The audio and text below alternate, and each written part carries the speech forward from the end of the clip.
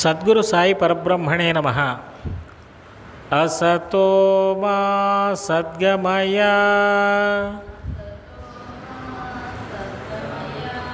తమసో మా జ్యోతిర్గమయ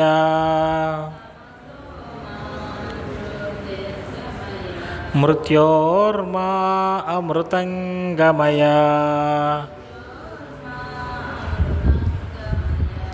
సాయి బంధువులందరికీ ముందుగా నమస్కారం. సాయి బంధువులారా, మనం గత వారం ఆధ్యాత్మ సాయి సచ్చరిత్రలో ఉపోద్ఘాతాన్ని గురించి చూసాం. ఈరోజు ఆధ్యాత్మ సాయి సచ్చరిత్రలో 1వ అధ్యాయాన్ని గురించి పరిశీలిద్దాం. మనం గత వారం చెప్పుకున్నాం, అనేక రకాలైనటువంటి గ్రంథాలు మనకు అందుబాటులో ఉన్నాయి. ఒక్కొక్క గ్రంథము కూడా ఒక్కొక్క లక్ష్యాన్ని మనకు తెలియజేస్తూ ఉంది.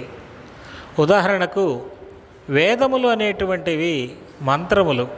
ఆ మంత్రములలో వివిధ దేవతలకు సంబంధించినటువంటి స్తోత్రములు ఉంటాయి. అదేవిధంగా పురాణములు, అవి వివిధ దేవతలకు సంబంధించిన కథలు, మహిమలు ప్రధానంగా వర్ణించబడతాయి. ఇవి రెండు కూడా ఒకవైపు ఉంటాయి. మరి రెండవ వైపు ఉపనిషత్తులు. ఈ ఉపనిషత్తులలో సత్యం అనేటువంటిది ఏమిటి అనేటువంటిది సవివరంగా వివరించబడుతుంది. అలాగే ఇతిహాసములు అనగా రామాయణ మహాభారతములు, వీటిలో ధర్మ సూక్ష్మాలు అనేకం తెలియజేయబడతాయి. ఇవి ప్రధానమైనటువంటివి. అయితే ఈ గ్రంథాలని పట్టుకొని మనం ప్రయాణం చేస్తూ ఉంటాం. ఈ గ్రంథాల ద్వారా మనం సత్యాన్ని తెలుసుకోవాలని, ధర్మాన్ని తెలుసుకోవాలని ప్రయత్నిస్తూ ఉంటాం. ఇక్కడ మనకు 2 రకాలైనటువంటి మార్గాలు మనకి కనబడుతూ ఉంటాయి. ఏమిటి ఈ మార్గాలు అంటే, ఒకటి గ్రంథయానం, రెండవది సత్యయానం. ఏమిటి ఇవి రెండు అంటే, యానం అంటే మనకు తెలుసు ప్రయాణం. గ్రంథయానం అంటే గ్రంథాన్ని పట్టుకుని మన ప్రయాణాన్ని ముందుకు సాగించటం, అంటే మన జీవిత లక్ష్యాన్ని చేరుకోవాలనేటువంటి ప్రయత్నం చేయడం. మరి సత్యయానం అంటే ఏంటంటే, సత్యాన్ని బేస్ చేసుకుని, సత్యాన్ని ఆధారం చేసుకొని మన జీవిత లక్ష్యాన్ని చేరుకోవాలని ముందుకు ప్రయాణం చేయటం. ఇవి రెండు కూడా కొంచెం భిన్నమైనటువంటివి. ఉదాహరణకు మనం గుంటూరులో ఒక అడ్రస్ వెళ్ళాలి, ఒక వ్యక్తిని కలవాలి అంటే అతని యొక్క చిరునామా 4 లైన్లు ఉంటుంది. అతని పేరు, అతని ఇంటి నంబరు, అతను ఉండే వీధి, ఆ గుంటూరు 1 2 అంతే చాలు. మనం ఆ అడ్రస్ పట్టుకుంటే నేరుగా అతని ఇంటికి వెళ్ళిపోతాం.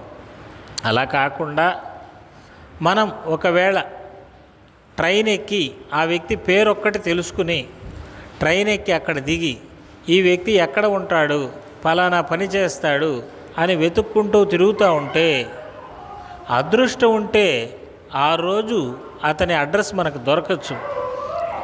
లేకపోతే వారం రోజులైనా సరే మనం అతని అడ్రస్ని పట్టుకోలేకపోవచ్చు. కాబట్టి ఇక్కడ ఏమిటి దీని యొక్క ఇది అని అంటే, గ్రంథయానం అనేటువంటిది మనకి చుట్టూ తిరుగుడు దారి. సత్యయానం అనేటువంటిది నేరుగా మనకి కనిపించేటువంటి దారి. సరే, మరి ఈ గ్రంథయానానికి సత్యయానానికి తేడా ఏమిటి అనేది మనం ఇప్పుడు చూసాం. ఇది డైరెక్ట్గా అడ్రస్ పట్టుకోవటం అయితే, అది వ్యక్తి పేరును పట్టుకొని అతను ఎక్కడ ఉన్నాడు అని వెతకడం వంటిది అని చెప్పి. మరి సాయి సచ్చరిత్ర అనేటువంటిది ఉంది. మరి సాయి సచ్చరిత్రలో ఏముంది సార్? సాయి సచ్చరిత్ర ద్వారా మనం ఏం తెలుసుకుంటామంటే, సాయి సచ్చరిత్ర ద్వారా సత్యాన్ని, ధర్మాన్ని, అదేవిధంగా గురువు యొక్క తత్వాన్ని తెలుసుకుంటాం.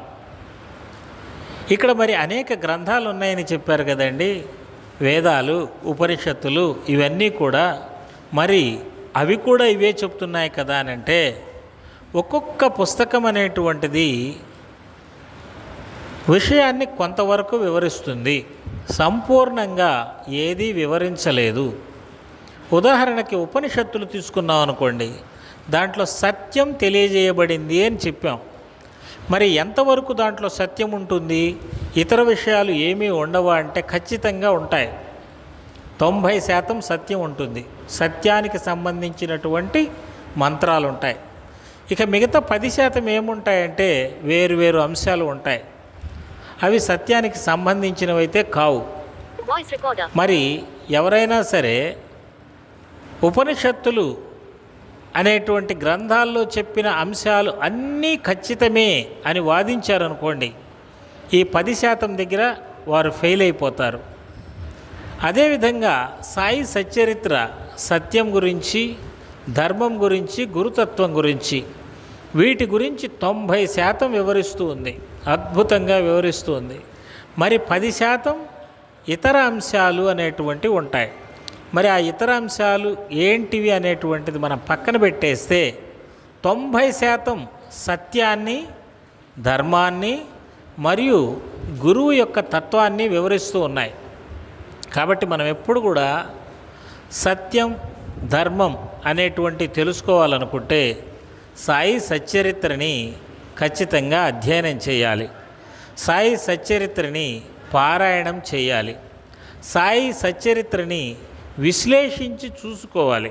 అప్పుడు మనం సత్యం, ధర్మం అంటే ఏమిటో తెలుస్తాయి. మనం మానవ జీవితానికి వచ్చాం. మరి ఇక్కడికి వచ్చిన తరువాత మన జీవితాన్ని ఆనందంగా గడపటానికి ఈ సత్యం, ధర్మం అనేటువంటి ఉపయోగపడతాయి. కాబట్టి మనం ఏ గ్రంథాన్ని తీసుకున్నప్పటికీ, మరే విధమైనటువంటి కార్యక్రమాలు తీసుకున్నప్పటికీ దీనిలో సత్యం ఉందా, ధర్మం ఉందా, మొట్టమొదట మనం ప్రశ్నించాల్సినవి ఇవి. అవి ఉంటే మాత్రమే వాటిని మనం ముందు తీసుకోవాలి, మిగతావన్నీ తర్వాత. దీనికి ఒక చిన్న ఉదాహరణ చెబుతాను. మనకి దగ్గరలో నంద్యాల ఉంది కదా, ఈ నంద్యాలలో శ్రీనివాసులు అనే ఆయన బాబా మందిరాన్ని ఒకటి కట్టాలని ప్రయత్నిస్తూ ఉన్నారు. ఆయన మన మందిరానికి వచ్చి అప్పుడప్పుడు సాయిబాబా కథల పుస్తకాలు తీసుకొని వెళ్ళి అక్కడ ఇస్తూ ఉంటారు. ఒకసారి ఆయన సాగర్ అనేటువంటి ఒక వ్యక్తిని మార్కాపురం విద్యానగర్లో ఉన్న సాయి మందిరానికి వెళ్ళి నా పేరు చెప్పి సాయిబాబా కథల పుస్తకాలు తీసుకొనిరా అని పంపించాడు. అతను ట్రైన్ ఎక్కాడు, బండి కదిలింది నంద్యాల నుంచి. ఇతను మార్కాపురం వెళుతున్నాడు, పక్కన ఉన్న వ్యక్తులతో మాట్లాడుతూ కూర్చున్నాడు.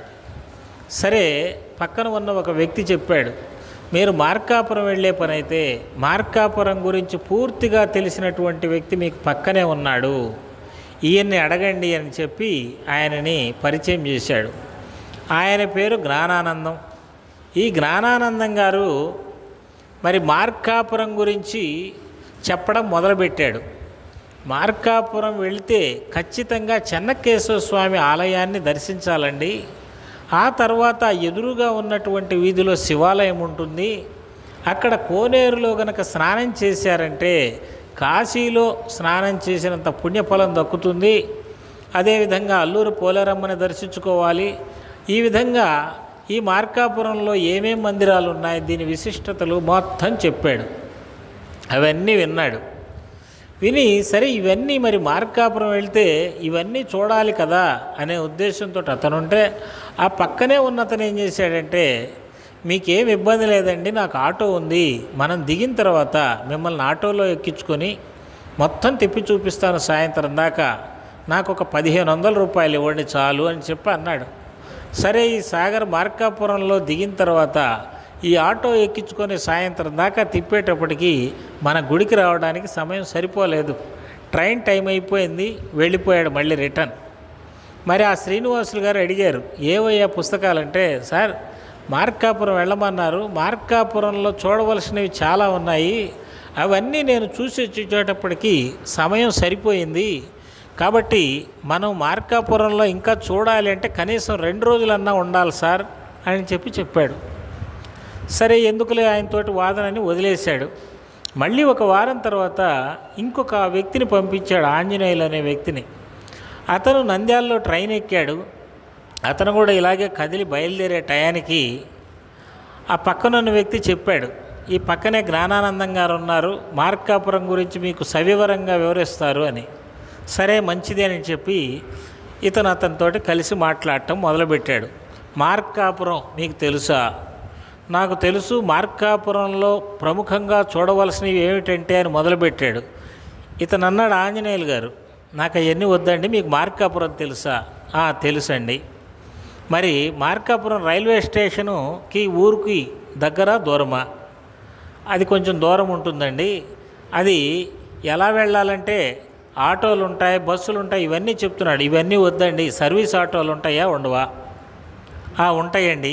అతనికి విసుగు వస్తుందన్నమాట ఈ జ్ఞానానందం గారికి. ఏంటి నేను చెప్పేది అనకుండా వీడు ప్రశ్నల మీద ప్రశ్నలు వేస్తాడు అని చెప్పి. సరే అతను ఏదో చెప్పబోతూ ఉన్నాడు, ఆ గుడి ఈ గుడి ఈ మందిరం ఆ మందిరం అని. సరే ఇవన్నీ వద్దు, విద్యానగర్ ఎలా వెళ్ళాలి, అక్కడ మార్కాపురంలో దిగిన తర్వాత విద్యానగర్ నేను ఎలా వెళ్ళాలి, ఆ కోర్ట్ సెంటర్లో దిగవయ్యా, దిగిన తర్వాత అక్కడ ఒక ఆటో ఉంటుంది, ఆటో ఎక్కెళ్ళు, సర్వీస్ ఆటోలు ఉంటాయని. ఓకే, ఆ విద్యానగర్లో దిగిన తర్వాత ఎన్ని వంపులు ఉంటాయి అది మీకు తెలుసా? ఏమో నేరుగా వెళ్ళవయ్యా, అక్కడ అడిగితే ఎవరైనా చెప్తారు. ఓహో మంచిది, కరెక్ట్ అని అతను ఇన్ఫర్మేషన్ గ్యాదర్ చేసుకున్నాడు.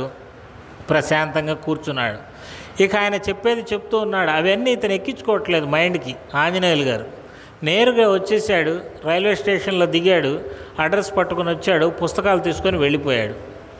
మానవ జీవితం చాలా చిన్నది.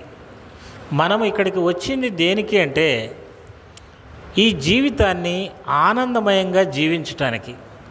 ఆనందమయంగా జీవించాలంటే ఏం కావాలి మనకి అంటే సత్యం, ధర్మం అనేటువంటివి కావాలి.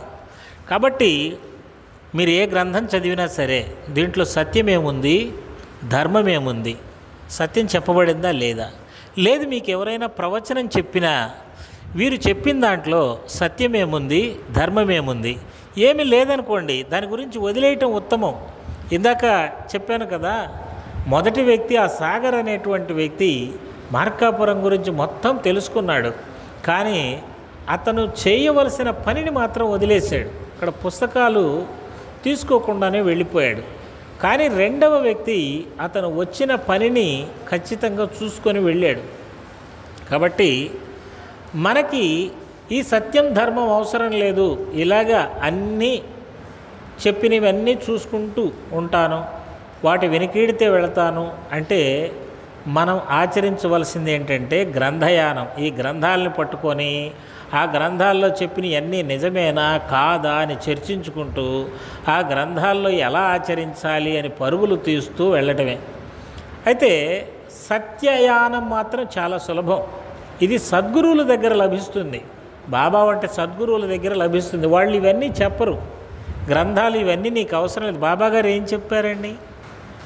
ఏమి వద్దయ్యా, నువ్వు సాయి సాయి అని పలుకు చాలు. మీరు ఏ పనిలో ఉన్నప్పటికీ సాయి సాయి అని పలికితే చాలు అని చెప్పారు. మీకు ఆత్మజ్ఞానం అదే వస్తుంది, మీ సకల కోరికలు అవే నెరవేరుతాయి అని బాబాగారు చెప్పారు. మరి ఇంత సులభంగా చెప్పారేంటి అని అంటే సత్యం అనేటువంటిది చాలా సులభంగానే ఉంటుందండి.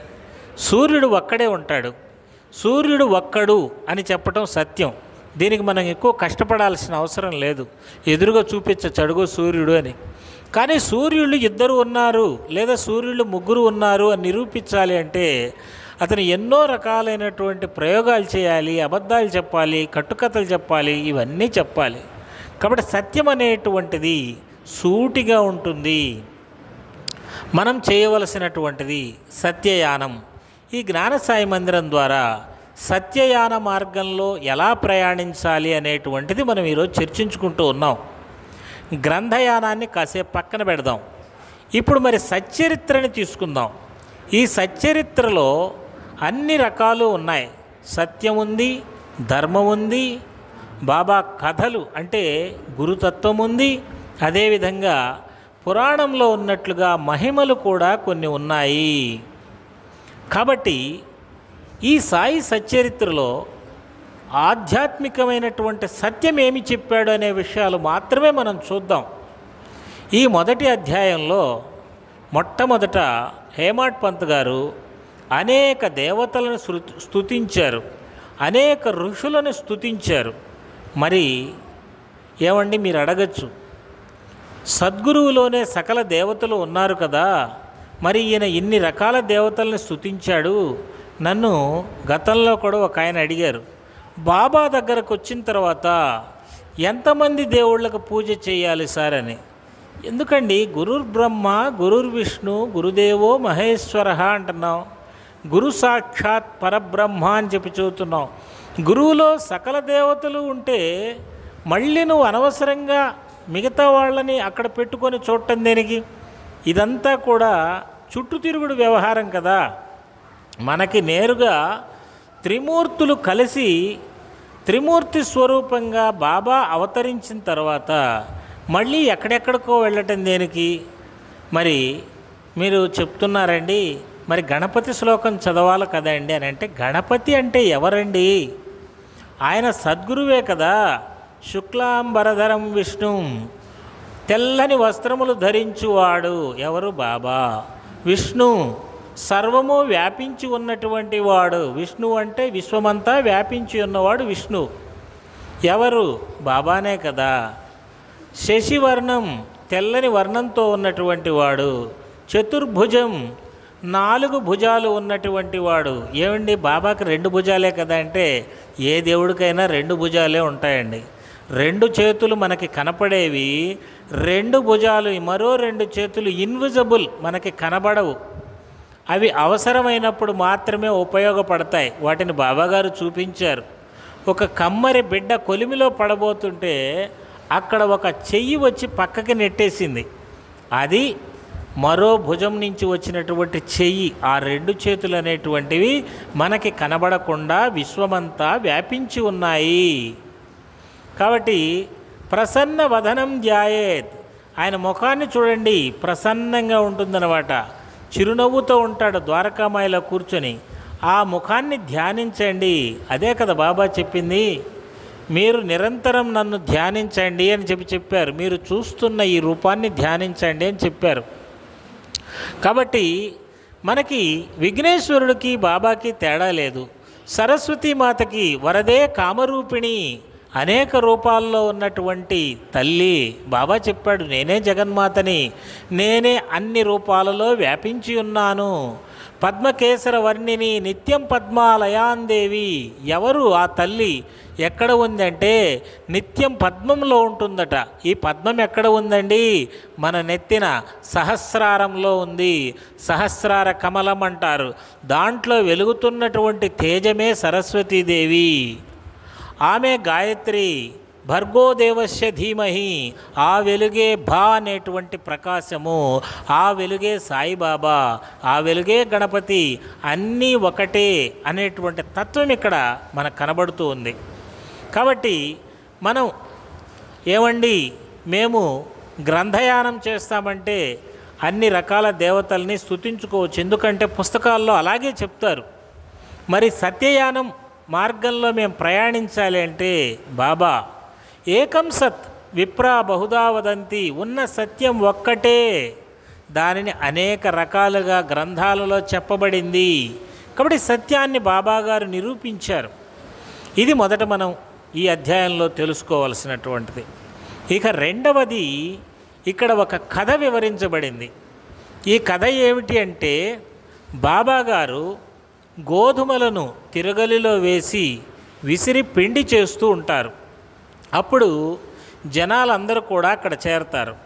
వారిలో 4 మహిళలు ముందుకు వెళ్ళి బాబాగారిని పక్కకి లాగి వారే ఆ పిండిని మొత్తాన్ని కూడా విసురుతారు.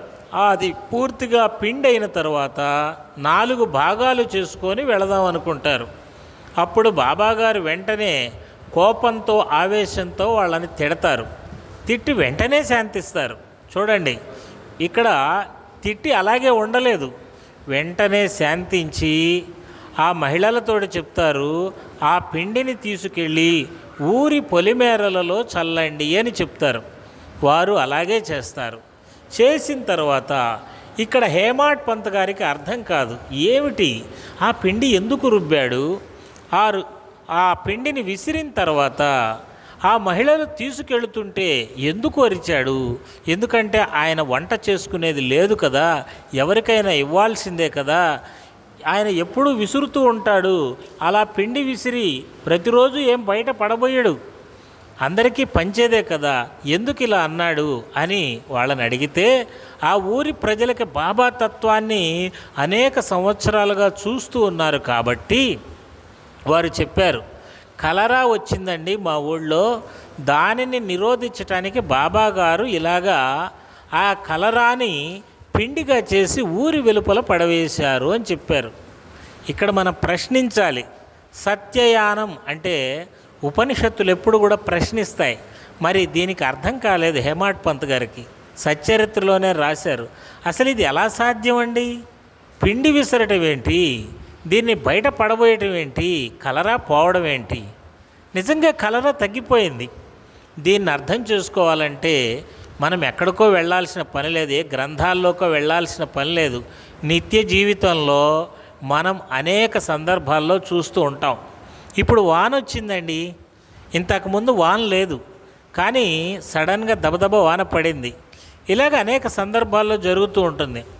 మనకి ఇళ్లలో మహిళలు సహజంగా మిరపకాయలు లేదా బియ్యము ఇట్లాంటివి ఆరు బయట కానీ పైన కానీ వేస్తూ ఉంటారు, లేదు బట్టలు ఉతికి ఆరేస్తూ ఉంటారు.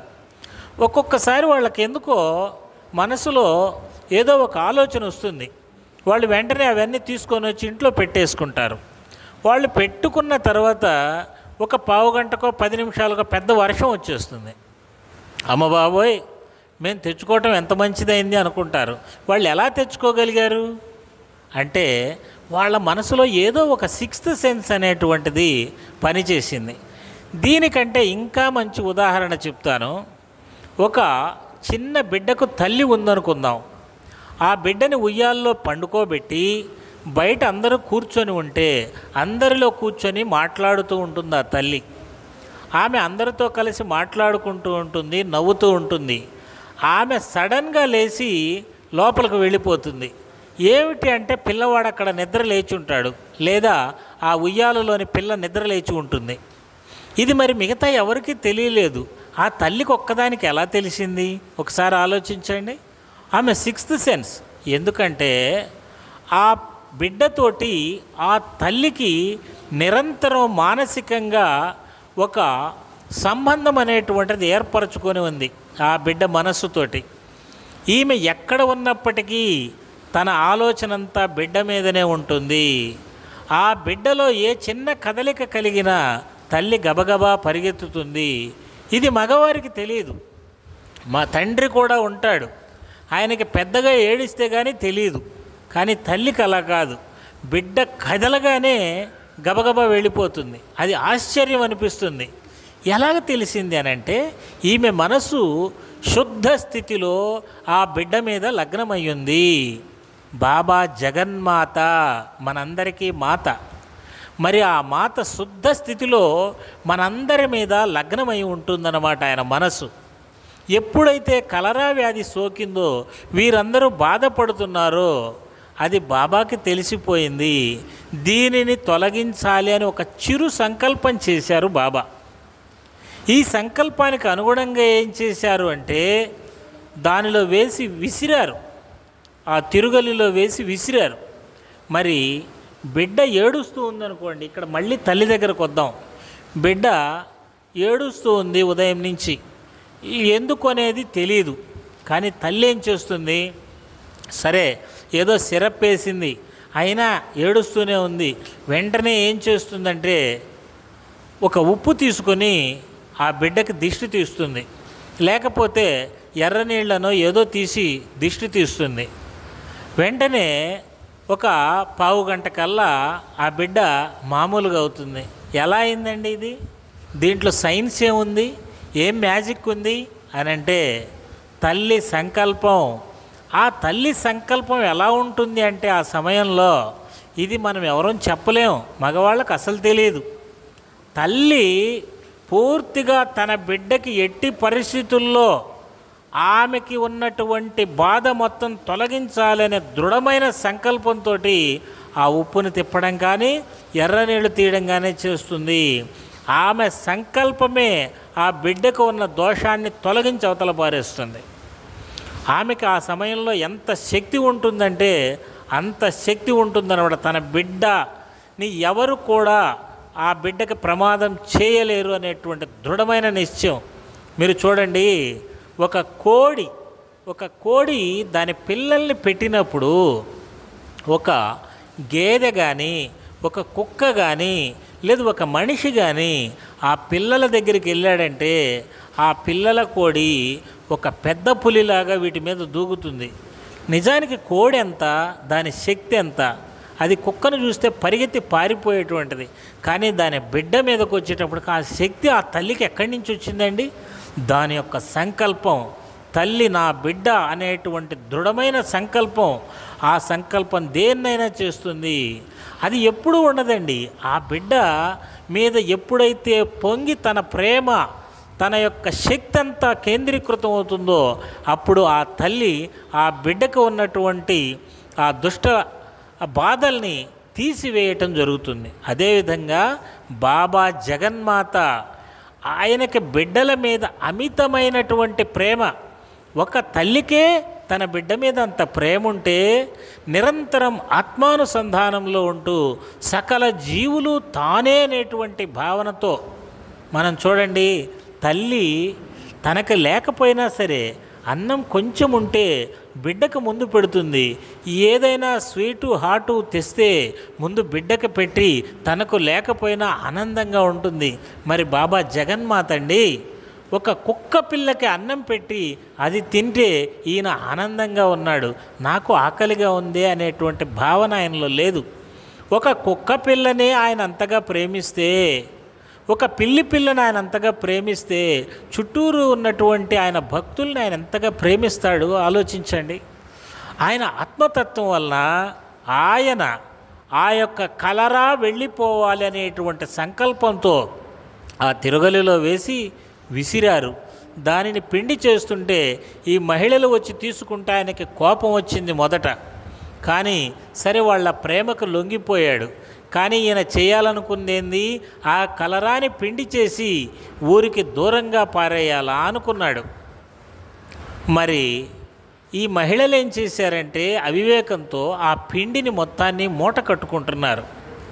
మీరు ఒకసారి ఆలోచించండి, ఒక బిడ్డకి తల్లి ఇందాక మనం చెప్పినట్టే దిష్టి తీసో ఈ ఉప్పు తీసుకొని బయటపడేయాలని గబగబా వెళుతూ ఉంటే ఆ ఇంట్లో ఉన్నటువంటి ఇంకొక చిన్న బిడ్డ పరిగెత్తుకుంటూ వచ్చి ఆమె చేతిలో ఉప్పును చూసి అమ్మ ఉప్పిడితే నేను మజ్జిగలో వేసుకొని తాగుతాను అన్నాడు అనుకోండి, ఎంత కోపం వస్తుంది ఏంటి అనేది ఆ బిడ్డకేం చెప్పదు. ఈ పగలగొట్టడమో లేకపోతే అవతలకి వెళ్ళిపోని చెప్పి పరవటమో ఏదో వచ్చేసి గట్టిగా కేకలేస్తుంది.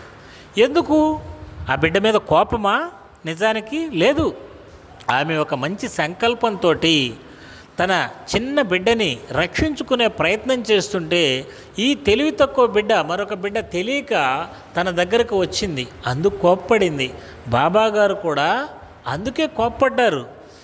తెలివి తక్కువ వనితలారా, మీరు మీ దగ్గర నేనేమైనా గోధుమలను తీసుకుంటున్నా ఎవడొబ్బ సొమ్మనుకొని లూటీ చేయుచుండ్రి అని గట్టిగా అరిచాడు.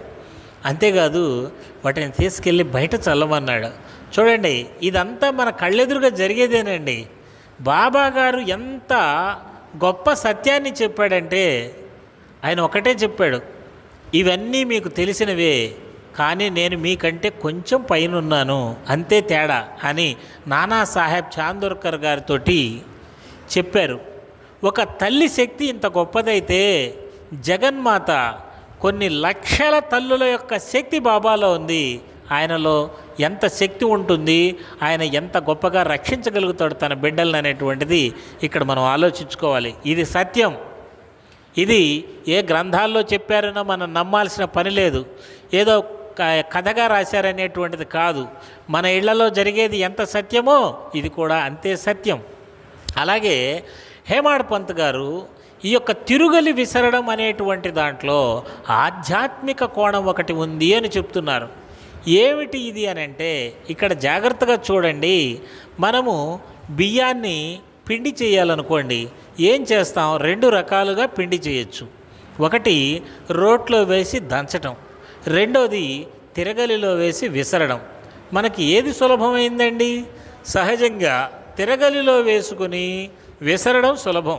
ఎందుకంటే ఒక దగ్గరే కూర్చొని విసరచ్చు.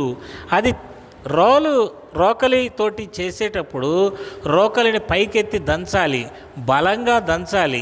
ఆ దంచిన తర్వాత మళ్ళీ ఒంగోని అదంతా తీసి జల్లెడబట్టుకోవాలి, మళ్ళీ నలగనిది దాంట్లో వేయాలి. ఇదంతా కూడా శ్రమతో కూడినటువంటిది.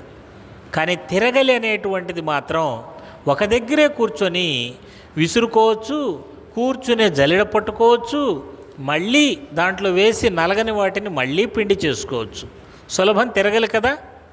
ఇక్కడ చూడండి ఆధ్యాత్మికత ఎలా ఉందో. కర్మ అంటే మనం చేసేటువంటి పనులండి. ఈ పనులు అనేటువంటివి ఈ పైన రోకలి అనుకుందాం. మనము కింద ఉన్నటువంటి కుంది ఉంటుంది చూసారా, రోలు. ఈ రోట్లో వేసి కర్మలను చేయడం అనేటువంటిది నీకు జ్ఞానం లేనప్పుడు చాలా కష్టంగా ఉంటుంది. కర్మలను చేయడం అంటే నువ్వు రోకలితో దంచేది ఏదైతే ఉందో అది చాలా కష్టంగా ఉంటుందన్నమాట. అంటే కర్మలు అంటే పనులు చేయడం, ఆ పని చేయడం చాలా కష్టంగా ఉంటుంది. ఇక్కడ తిరగలిని ఎలా పోల్చాడో చూడండి. ఆయన అంటారు, తిరగలి కింది రాయి ఉంది చూసారా, ఈ కింది రాయి భక్తి అంట. ఈ భక్తికి మధ్యలో ఉంది చూసారా, ఒక చిన్న పిడి లాంటిది ఉంటుంది కదా మధ్యలో, అది వచ్చేసి గురువు అట. ఈ భక్తి అనేటువంటిది ఈ గురువుని దృఢంగా పట్టుకొని ఉంది చూడండి. ఈ భక్తి అనేటువంటి ఈ కింది రాయిలో మధ్యలో దృఢంగా గురువు అనేటువంటి వాడు ఉన్నాడు. ఈ పైన ఒక రాయిని పెట్టాం. ఈ రాయి వచ్చేసి కర్మలంట. కర్మలంటే మనం చేసేటువంటి పనులు. ఈ పక్కనే పిడి ఉంటుంది మనం తిప్పడానికి. ఆ పిడి ఉంది చూసారా, ఆ పిడి జ్ఞానం అంట. దీనిని ఎలా చెప్తూ ఉన్నాడంటే, సహజంగా మనం కర్మ అంటే పైన తిరిగేటువంటి రాయి అంటే మనం నిత్యం చేసేటువంటి పనులు. ఈ పనులన్నీ చేసుకుంటున్నప్పటికీ ఇది మధ్యలో ఉంటుంది చూసావా గురువు. ఆ గురువు వైపే చూస్తూ ఉండాలి. అంటే నీ పనులు చేసుకుంటూనే గురువుని స్మరించుకుంటూ ఉండొచ్చు. బాబాగారు అదే కదా చెప్పింది, సాయి సాయి అని స్మరించండి మీరు ఏ పనిలో ఉన్నప్పటికీ అని. అదేవిధంగా ఈ తిరగలి పిడి ఉంది చూసారా, అది జ్ఞానం. ఏమిటి జ్ఞానం అంటే గురువు సత్యము, ఆయన మనకి బోధించినది ధర్మము, చాలు. ఈ తిరగలి పిడి జ్ఞానము ఈ యొక్క కర్మలను అంటే మనం చేసే పనులన్నింటినీ గిరగిరా తిప్పుతూ ఉంది. కానీ గురువుని విడిచి దూరంగా వెళ్ళదు. అప్పుడు మాత్రమే పిండి బాగా నలుగుతుంది. ఒకవేళ గురువుని తీసేసామనుకోండి మధ్యలో నుంచి, ఆ మధ్యలో నుంచి గురువు లేకుండా మీరు పైన ఉన్న రాయిని తిప్పగలరా? ఈ జ్ఞానం అనే పిడిని పట్టుకొని ఈ కర్మలను తిప్పుతూ ఉంటే ఈ మధ్యలో గనక ఆ యొక్క చెక్కపిడి లేదంటే ఏమవుతుందంటే ఆ రాయి వెంటనే పక్కకు పడిపోతుంది. అలా మీరు ఒక 2 సార్లు తిప్పేటప్పటికి. అంటే గురువు ఎప్పుడైతే మనకి ఉండడో అహంకారం అనేటువంటిది మనలో ప్రవేశిస్తుంది. ఈ అహంకారం వల్ల మనం పతనం చెందుతాం. కాబట్టి ఈ గురువుని భక్తి అనేటువంటి కింది రాయితో గట్టిగా పట్టుకోవాలి. అంటే మన మనసులో భక్తి అనేటువంటి దాన్ని నిలుపుకొని ఆ భక్తి మధ్యలో అంటే నీ యొక్క మనసులో గురువుని ప్రతిష్ఠించుకోవాలి. నువ్వు ఎక్కడ ఉన్నా, ఏమి చేస్తున్నా, ఏమి తింటున్నా, ఏ పనిలో ఉన్నా అంటే ఆ రాయి తిరుగుతున్నట్లుగా నీవు ప్రపంచంలో ఎక్కడ ఉన్నప్పటికీ ఒకటే జ్ఞానాన్ని మనం పట్టుకోవాలి. ఏమిటి ఆ జ్ఞానం అంటే గురువు నాలో ఉన్నాడు, నా మనసులో ప్రకాశిస్తూ ఉన్నాడు, సద్గురు సాయినాథుడు ఆత్మస్వరూపుడు, పరంజ్యోతి స్వరూపుడు అనేటువంటి దృఢమైన భావన మనకి ఉండాలి. అప్పుడు మన యొక్క పనులన్నీ కూడా మన నిత్య జీవితం ఆనందమయంగా సాగుతుంది. ఇక్కడ ఎప్పుడు కూడా ఆధ్యాత్మికం అంటే నిరంతరం పూజ చేసేవాళ్ళు, లేదు నిరంతరం బాబా అని కానీ, లేదు మరొకటని కానీ ఏ ప్రార్థనలు చేయటమో, ఏ పూజలు చేయటమో అది ఆధ్యాత్మిక జీవితం అనుకోకూడదండి. ఏమిటి అంటే నీవు ఏ పనిలో ఉన్నప్పటికీ ఆ పనిని సక్రమంగా చేస్తూ నిరంతరం గురువుని స్మరించుకుంటూ ఉండేటువంటిదే నిజమైనటువంటి కర్మయోగం. ఇటువంటి కర్మయోగాన్ని మనం ఆచరించాలి. ఇది బాబాగారు చెప్పారు. అంతేగాని కొన్ని సందర్భాల్లో కొంచెం బాధ వేస్తుంది. ఎందుకంటే ఈ సత్యాన్ని ధర్మాన్ని గురించి చెప్పకపోవటం వల్ల కొన్ని నష్టాలు ఉన్నాయండి. ఏమిటి ఆ నష్టాలంటే, నాకు తెలిసినటువంటి కొంతమంది వ్యక్తులు ఉన్నారు. వాళ్ళ పెద్దవాళ్ళు నాకు ఫోన్ చేసి బాధపడ్డారు.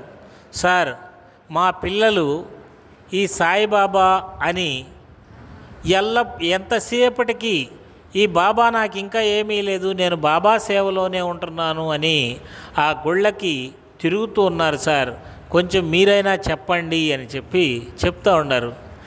బాబా 24 గంటలు నా దగ్గర వచ్చి కూర్చొని ఏమని చెప్పలేదండి. మీరు మీ యొక్క విధుల్ని నిర్వర్తించుకోండి, మీ పనులు మీరు చేస్తూ నిరంతరం నన్ను స్మరించండి అని మాత్రమే బాబాగారు చెప్పారు. కాబట్టి నేను నిరంతరం బాబా, ఏ పని లేని వాళ్ళంటే సరే అండి, ఏ పని లేదు, 60 ఏళ్ళు దాటింది, ఏదో పెన్షన్ వస్తుంది, లేకపోతే ఇంట్లో నా బాధ్యతలు ఏం లేవు అంటే అటువంటి వాళ్ళు చక్కగా బాబా గుడి దగ్గరకు వచ్చి కూర్చుని ఈ చెట్లకి నీళ్లు పోసుకోవటం, లేదా పూజ చేసుకోవటం, లేదా బాబా మందిరంలో సత్సంగాలు చేసుకోవటం, ఇటువంటివి మంచిదే. కానీ పనులు చదువుకునేటువంటి వారు, పనులు చేసుకునేటువంటి వారు ఖచ్చితంగా ఒక నిర్దిష్టమైన సమయాన్ని మాత్రమే కేటాయించుకోవాలి. మనకి సాధ్యమైనంత రోజులో ఒక్కసారి నేను దీనిని చదువుతాను అనుకుంటే అంతవరకు ఓకే, లేదు వారానికి ఒక్కసారి నేను సత్సంగానికి హాజరవుతాను, మంచిది. ఇలాగా మనం మన మనసులో నిశ్చయించుకోవాలి. కాబట్టి సత్యం ధర్మం, సత్యం అంటే ఒకటే, సకల జీవులలో కూడా ఆ ఆత్మస్వరూపుడైనటువంటి సాయినాథుల వారు వ్యాపించి ఉన్నారు, అదే సత్యం. సకల జీవులలో నీవు దైవస్వరూపంగా భావించాలి అనేటువంటిదే సత్యం. అలాగే అన్నింటిలోనూ ఆ భగవత్ స్వరూపమైన సాయినాథుడు ఉన్నందువలన వారి పట్ల మనం ప్రేమతో, పరస్పర సహకారంతో, సమానత్వ భావనతో, క్షమాగుణంతో, నిష్పక్షపాతంతో, నిబద్ధతతో వారితో కలిసి జీవించటమే ధర్మం. ఈ రెండింటిని మనం గుర్తుపెట్టుకోవాలి. వచ్చే వారం 2వ అధ్యాయంలో ఈ ఆధ్యాత్మ సాయి సచ్చరిత్ర ఏమి చెబుతుంది అనేటువంటిది తెలుసుకుందాం. సర్వే జనా సుఖినో భవంతు, లోకా సమస్తా సుఖినో భవంతు, సమస్త సన్మంగళాని భవంతు, సత్య దిగ్విజయ ప్రాప్తిరస్తు, ధర్మ దిగ్విజయ ప్రాప్తిరస్తు, శాంతిరేవ శాంతిరస్తు. ఓం శాంతి శాంతి శాంతి.